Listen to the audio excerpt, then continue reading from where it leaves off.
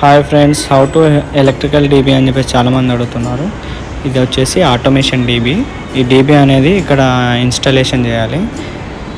చాలా మంది అడుగుతున్నారు కాబట్టి ఈ వీడియో చేయడం జరిగింది. ఇది వచ్చేసి ఫ్లోర్ ఫినిషింగ్ లెవెల్ అనమాట. ఆ కట్టే ఫ్లోర్ ఫినిషింగ్ లెవెల్ నుంచి మనకు 90 సెంటీమీటర్లో ఆ బాటమ్ అనేది తీసుకున్నాను. హైట్ కరెక్ట్ తీసుకోవాలండి.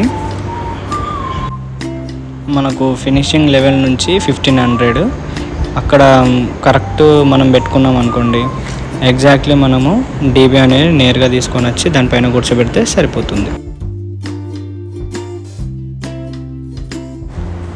ఫస్ట్ ఇది హైట్ కరెక్ట్ ఉందో లేదో చూసుకోవాలి. ఇది ఫ్లోర్ ఫినిషింగ్ లెవెల్ మనకు సివిల్ వాళ్ళు ఇస్తారనమాట.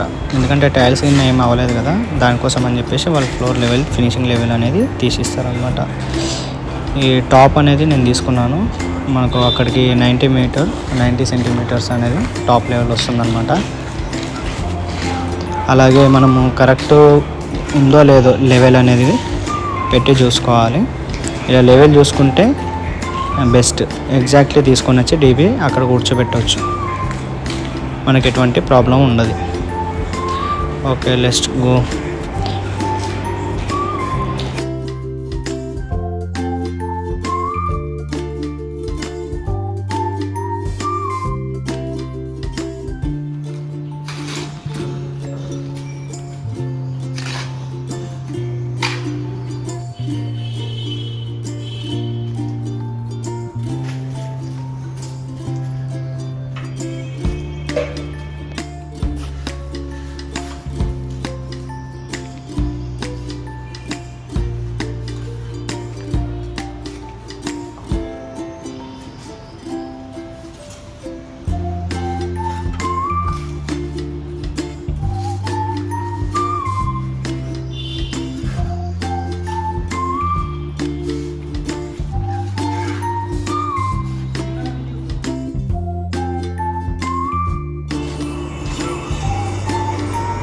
ఇక్కడ ఈ కట్ట పెట్టాం కదా, ఈ కరెక్ట్ లెవెల్ వరకు మనము సిమెంట్ తోటి ఇట్లా సమానం అనుకొని దానిపైన డీబీ కూర్చోబెట్టేస్తే సరిపోతుంది. డీబీ అనేది కరెక్ట్ లెవెల్లో కూర్చుంటుంది అన్నమాట.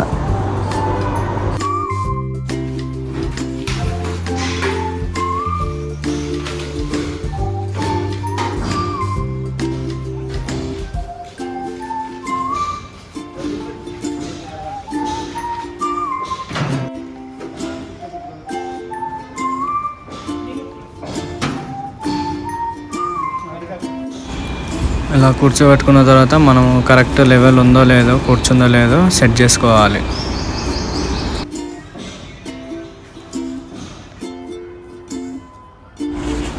ఇక్కడ చూస్తున్నారు కదా, కరెక్ట్ లెవెల్లో కూర్చుంది. అట్లా మనం ఫస్టే కింద మంచిగా వేసుకున్నాం అనుకోండి, ఇలా కరెక్ట్ సెట్ అయిపోతుంది అన్నమాట. ఎటువంటి ప్రాబ్లం లేకుండా కరెక్ట్ లెవెల్లో కూర్చుంటుంది. ఇక్కడ గ్యాప్ ఉంది కదా, ఇందులో మొత్తం అంతా కాంక్రీట్తో ఫిల్ చేసేసేయాలి. అప్పుడు స్టాండర్డ్గా ఉంటుందన్నమాట మన డీబీ కదలకుండా. ఓకే, లెవెల్లో కూడా కూర్చుంది.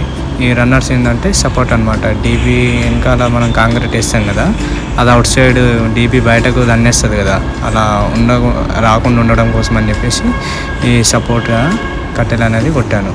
ఓకేనా, thank you for watching. Please subscribe.